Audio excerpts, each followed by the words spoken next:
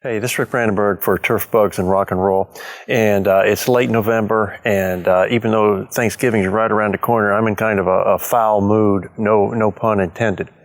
But I just am kind of grown weary of all the science deniers, and I realize some of my audience may be a part of that group. But basically, I have real issues with it, and I'm about to explain that. And first, I want to start out and make sure you understand from my perspective, I do not consider science the gospel. Science has been wrong in the past. Science will be wrong in the future. Part of the scientific process is to continue to gain information and pursue the true answers. And scientists are not God. Scientists are just like every other working person. They go to work, they give it their best, and they come home to their families. Scientists have been wrong in the past, and they'll be wrong again in the future. But usually that's fairly well corrected by what we call scientific rigor. The scientific project is to accumulate data and analyze it and make decisions based upon that information. And good scientists take their information and they publish it in what are called peer review journals. There, other scientists evaluate it, they critique it, they really critically evaluate it and make sure it passes the test that this is high quality research and that the information that results from it is high quality and can be trusted. And there are a lot of studies that never get published in peer-reviewed journals because it doesn't pass those tests. Sometimes one will slip through because the review wasn't critical enough, because at the time the knowledge base wasn't sufficient to find some of the flaws in it. But typically over time, those articles that slip through are found due to subsequent research, and then they're kind of canceled out because they no longer pass the test. So the scientific rigor involved with research is really, really high. So what precipitated this rant that you're about to hear? Well, I get calls and emails and texts from a lot of people basically daily because of what I do. Part of my job is to help people in the turf industry and answer their questions and solve their problems and that sort of thing. And I've got an individual who contacts me all the time, probably on a weekly basis, and asks questions, and that's fine because that's part of what I do, help them out. But just last week, this particular individual, not long after he contacted me, posted on social media, and it said, "Scientists can be just as easily bought out as politicians."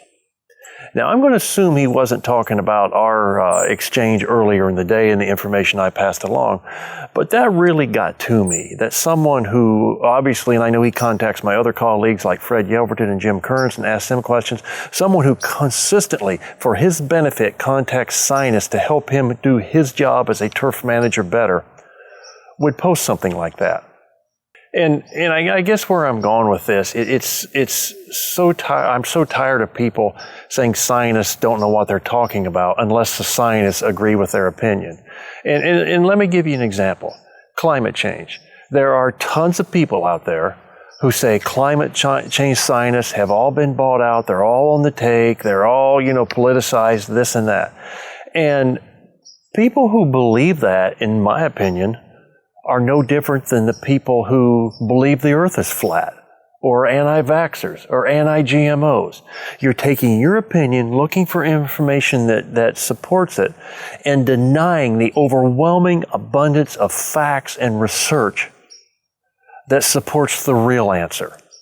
So then if that's what you believe of scientists, why do you turn around and say, scientists have shown that Roundup or glyphosate is safe, it doesn't cause cancer, it doesn't do this, it doesn't do that? Yet the day before on a different topic, you were saying scientists are all on the take. And here's one answer. You can't cherry pick on science.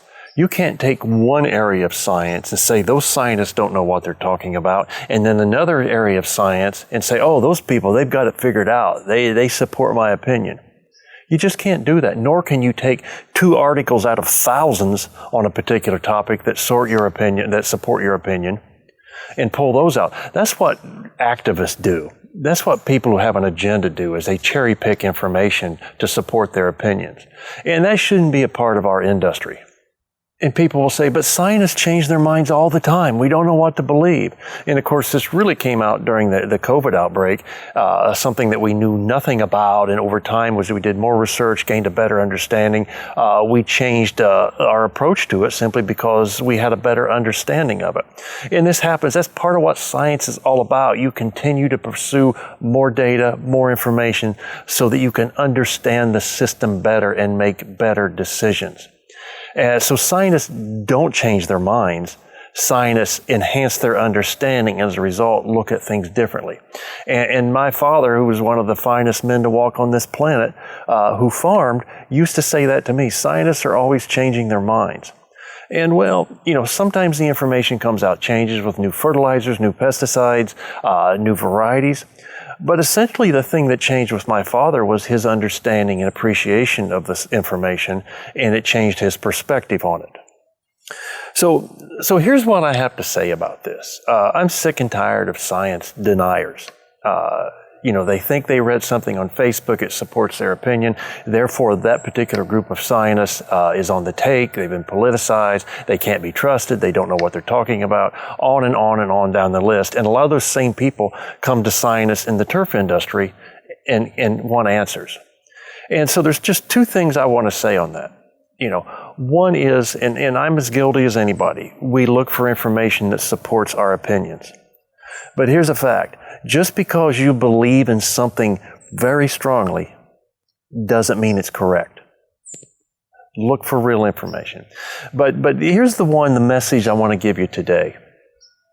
And I posted an article a couple weeks ago about why facts don't change our beliefs, and I'm going to repost it again, I think, later today.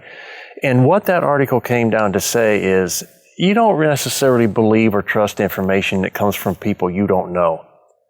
That exchange of information and that trust comes from when you have a relationship with the person passing along the message. And in the case of people contacting me or Fred Yelverton and Jim Kearns, they are people that know us. They've known us in some cases for 35 years, and they trust us, they believe in us, they believe we're going to give us the correct information. In other areas of science, such as climate scientists, they've never perhaps even met a climate scientist. So that level of belief and trust simply isn't there. That's why when NC State has an in-person field day for turf, we get upwards close to 1,000 people because I will say the barbecue or seafood lunch doesn't hurt either, but we've known many of those people for decades. They trust us, and we give them scientific information. They readily accept it in most cases, and they move forward with it. So the message here really is, if you want to form a strong opinion about something, base it on hard scientific data from sources that you feel like you can trust. That probably isn't Facebook. So anyway, hope not too many of you are mad at me. I hope that helps. But really this idea of you going to customers or clientele or whatever and saying Roundup's safe based upon all the findings of all the scientists that I trust, and then later in the week posting on Facebook that you don't trust these scientists because you think they're on the take, what's the public supposed to think? So this type of science-denying approach to things really hurts our industry. And I encourage you to really rethink some of your approaches, rethink the things that you put on social media. And if you want to get out of turf bugs and rock and roll, I can understand that as well. But I hope it helps and look forward to talking with you again soon.